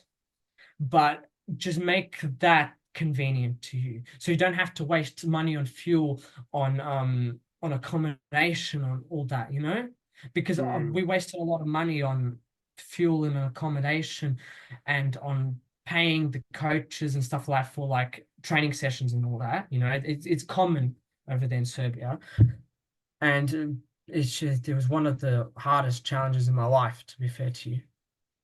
Sounds like it. So, who is your all-time favorite player? Ronaldinho, 100%, 100%. Ronaldinho. Why is that? I mean, I base my whole game off him. Like I do so many skills based off him. He's my dad's favorite player as well. And I remember he was like, show the first time I saw a computer, right? He showed me and he was like, Ronaldinho. I think you remember that clip. Remember when he got those new pairs of Nike shoes? It was those golden shoes.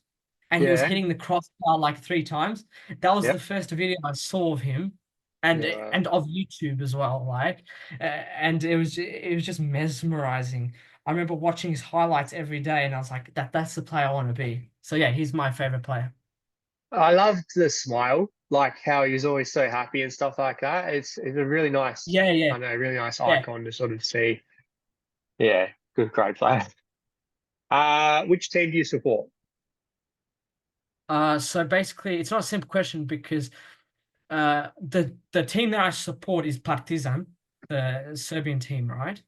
Hmm? But in terms of like a good team, in terms of like Premier League, Man United, and I supported them because of Vidic, Serbian player, and also because the first time I saw them play, my grandfather supported Man City back then, and I was like, you know what? I just spot I'm supporting Man United. There's Vidic on the team, like I'm supporting Man United, and I stuck with them ever since. Yeah, Vidic was a beast. Yeah, Terrifying the centre back. best Yeah, I would have in my hated being a opinion. striker. In my opinion, one of the best defenders ever. One of the best, if not the best. Yeah, yeah, he's hard to argue. He's not like he's definitely up there, that's for sure. Yeah. Um, what if you could have a superpower? What would it be? Oof. Super speed, super strength, flying, invisibility, Oh, no, super smart. someone asked me that question a while ago, and I had like a super smart answer, but I forgot about it. Wait, hold on. I think, okay, this is very football specific. The ability to kind of slow down time and to like see everyone like before you receive the ball. And so, so you're not like taken off guard, and to just like play football while everyone's slow motion. So that's like Yeah, my superpower. yeah, cool. I like that. I like that. It's different because everyone else has said flying, so I like that a lot. Yeah, yeah, yeah. Pasta or pizza? Uh, I like both. Can I say both? Nah, I'm gonna say one answer.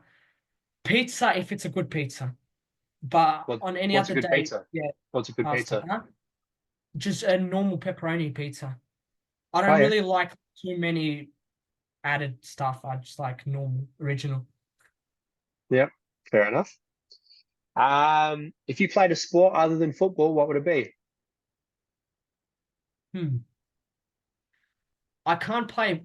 I can play basketball, but I'm not tall enough. I think it would be like it was something to do with like Olympic sports. So I feel like I might choose, you know, those like shooting ones, like the bullseye shooting ones. Probably Yeah. that. It's a cool sport. It's a Did, cool niche sport. So I'd probably choose that. did you see in the Olympics the guy from Turkey? Yeah, but Serbia won gold medal. That's what really pissed me off. Like the guy, obviously cool, right? Like his hands in his pockets, you know, like he gets silver medal.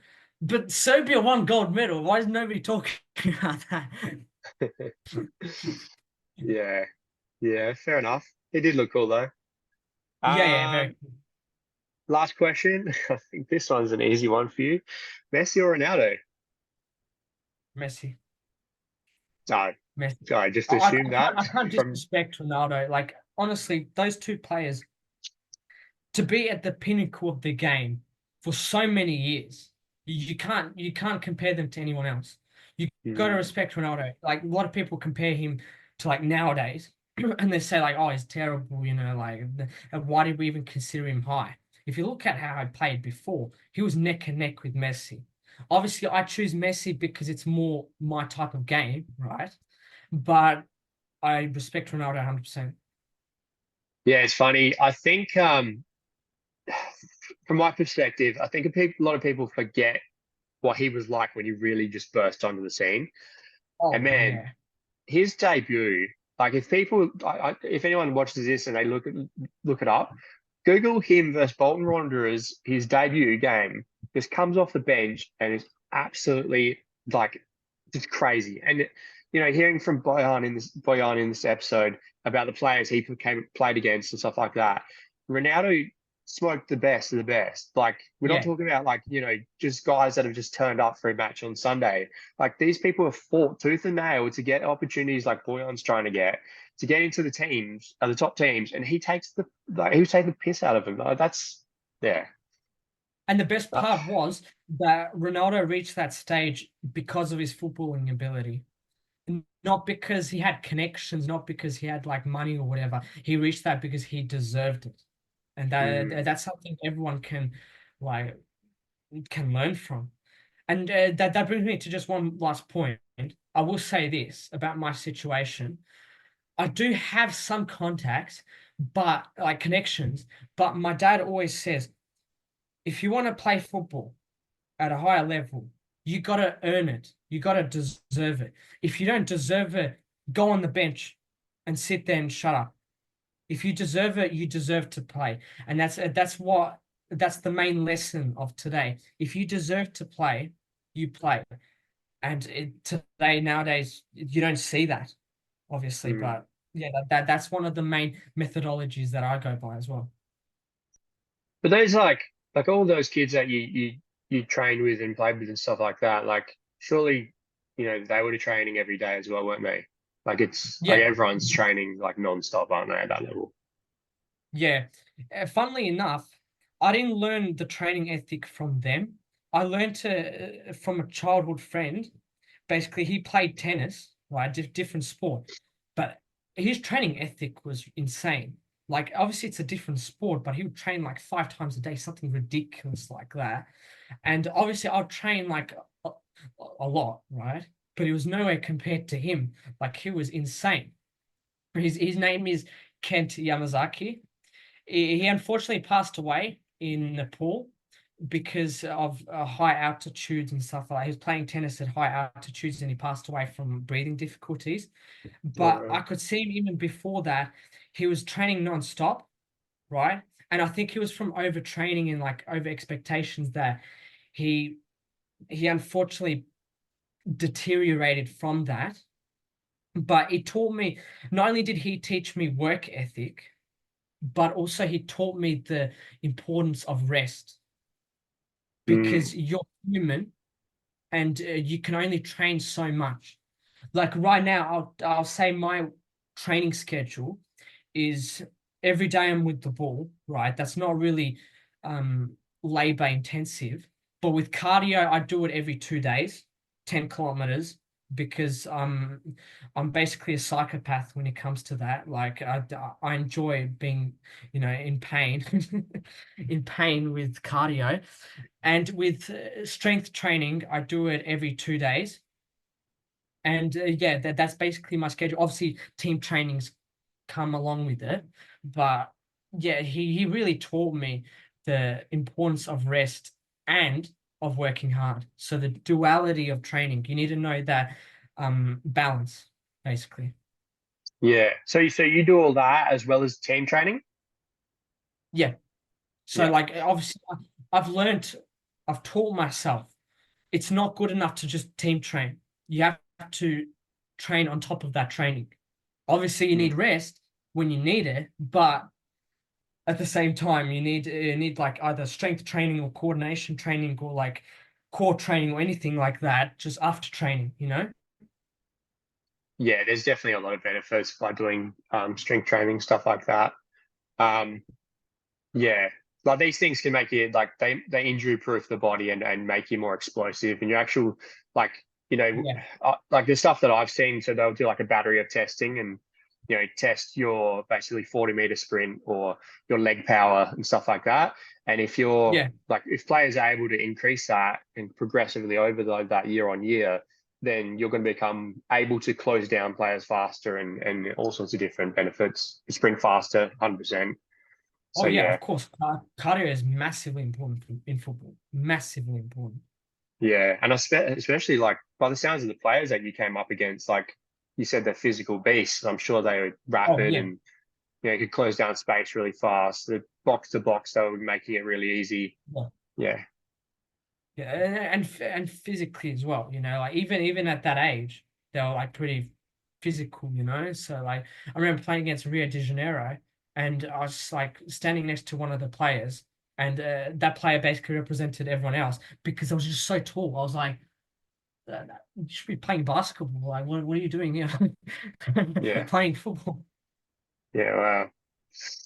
Well, man, I could keep talking to you, but I'll wrap this up today, and we might do another one sometime if you're free because there's still other stuff I want to talk to you about. But I would love to. I had an amazing time. I basically went down memory lane in this podcast. Like I was thinking about some stuff and I was like, oh yeah, I remember that. And then I talked to you about that. Yeah, I love this podcast, honestly. yeah, nice one. Me too. Yeah, no, I think a lot of people will get a lot out of this. Like your experience and sort of what you've just shared with people, and they'll be able to listen to it and take that information down and sort of utilize that and understand the expectations of what's needed. Um, yeah, I think a lot of people get a lot out of your story. So thank you very much for sharing that and your experiences. No problem. I will say as well that if anyone wants to have any more questions, I think you'll link my Instagram down in like the YouTube shorts or like the whole like podcast. You'll link it down. So contact me on Instagram. On my Instagram, there's like my mail if you want to like to send me a message as well. Just send me anything, like ask me advice, like because I'm experienced in like just getting adapted to the style of football over here in Europe. So ask me anything. I'm over here. Yeah, cool. All right. Thanks a lot, Boyan. All good. Thank you for having me. Yeah, anytime. See you, mate. See ya. Hey team, I just want to summarise some key points from today's episode. It was pretty clear for me that Boyan's dad's philosophies had a large impact on his life and created some sort of like mental toughness that he's needed. And that's helped him sort of deal with some of the things that he's faced, especially like sort of that bullying and sort of the ups and downs of trying to like make it and then make it through these academies to try and push himself higher. And especially probably the corruption as well. I really liked how, like, although he admitted to being pushed hard by his father, and he even quoted his father as sort of somewhat a general, he thanked his father, which I think is really interesting and does have some value behind it. Like even though he's pushed, he sort of realised that helped him, and that helped make him, I guess, a better player and perhaps a better person. I really loved how he shared the effects that different coaches have had on shaping him as a player. Now, I think like everyone can gain some value out of that because not exactly like not every coach is going to know everything. And I really liked how he pointed out, like, you know, he remembered that there was these key things that each coach had added to his game, or, you know, they you know, it might have been like striking a ball, or another coach had something about timing, and, you know, there was communication on the pitch. And I think like perhaps players should be seeking out to learn from many different coaches to sort of maximize their progression. I think that's a good learning from today's episode. Obviously, Bojan spoke about some of the bullying and jealousy that he sort of faced. I think, which kind of makes sense because, you know, he'd be prominent in some of the camps and teams, and, you know, these players are fighting it out to get to these, you know, small amount of positions and to make it or break it. Some countries like Eastern Europe, there's a lot of poverty, so, you know, players are like fighting for their life, and, you know, there'd be a lot of pressure on them as well. But I think his father probably could take some credit here as well for the resilience that he's built in Bojan. And, you know, other players are going to face similar moments in their careers. So I think that's something to take on and sort of remember. And, you know, parents can sort of remember that when building or helping their children progress. Like, there's going to be knockbacks. There's going to be hard times. There's going to be players that above them sort of giving them a hard time. Like, especially if you're gunning for their position, you know, they're probably not going to want to give that up too easily. So, yeah, so toughness is definitely needed. With Barcelona and the other youth academies, I thought that was pretty interesting because it seems for me like it's really difficult to break down those barriers and to get in. Like, even though he's been selected by Barcelona and even PSG, and he's gone to Juventus and all these different academies, and he was selected out of, you know, thousands of children to be the top or one of the top talents. And he goes over there and he's training with them. He's training different ones and he's trialed. And, you know, he's still not guaranteed a spot. Like, he's still fighting it out, trying to find a way in. I think that they've learned a lot from that as well, like a few lessons. But I thought that was quite interesting.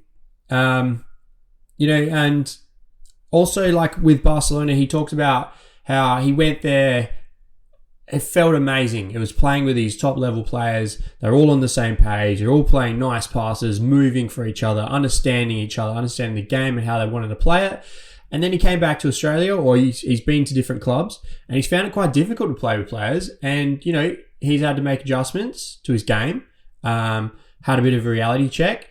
And yeah, I think that's important to note as well, because, you know, not all teams are going to play tiki-taka football. Like, you know, you might be playing for Everton, and you might, you know, even like in certain points in a game, like you're strolling through a game, there's going to be moments in a game where your coach is going to be, right, you know, like final 10 minutes, we need to get a goal here. Let's go long ball.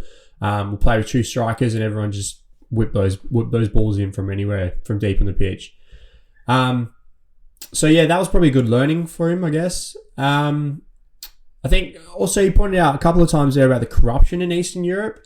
And that's quite interesting. It's because it seems to have like sort of stunted his playing over the last year or two.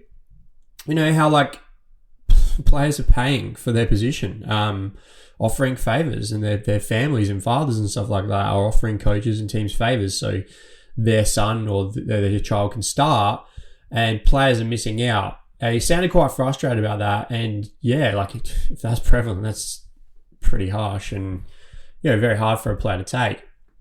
I did like how he talked about, you know, the distance of travel and how tough that was for him.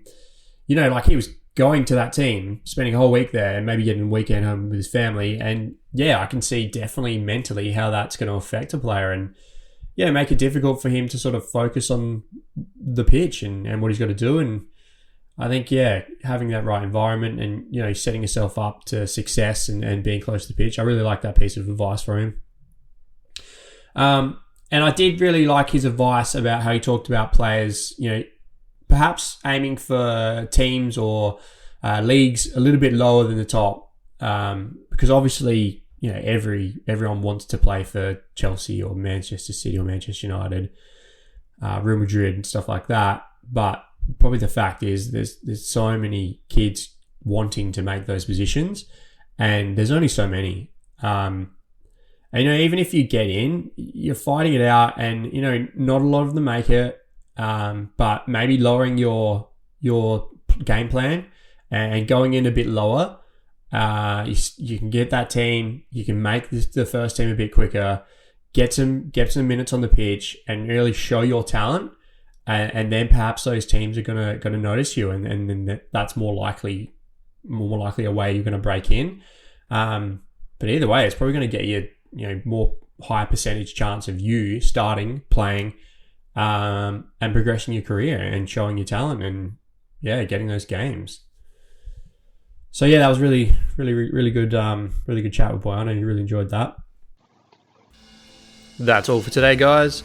You can follow The Football Nutritionist on Instagram and X, and jump onto our blog at thefootballnutritionist.wordpress.com. Remember, keep fueling for success and kicking those goals.